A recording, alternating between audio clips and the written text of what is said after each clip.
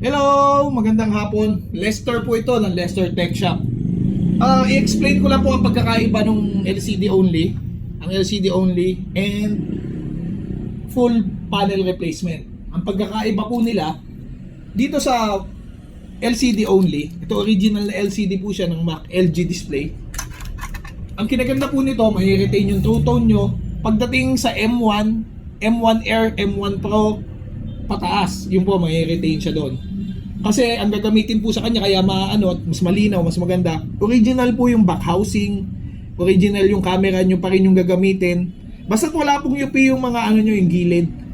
Malaki kaya po, ang gagawin lang natin yung LCD only. Yan po kasi is yung camera nyo is original pa.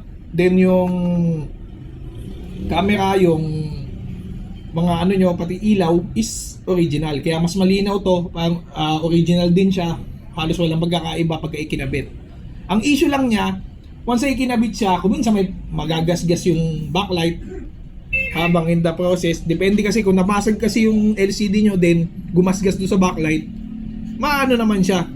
Hindi naman masyadong halata, pero yun yung pinaka-issue niya. Alikabok, kasama po talaga. Kung minsan po lumulusot. Then, ito naman po yung full assembly.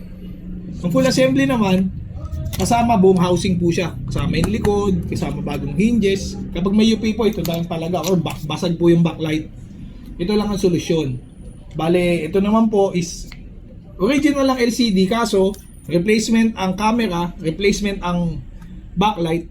Kaya po hindi siya ganun kalinaw. Pero, kung no choice po kasi, halimbawa nabasag, ang palit po talaga, or napitpit yung dulo, ang palit po talaga yung isang buhok.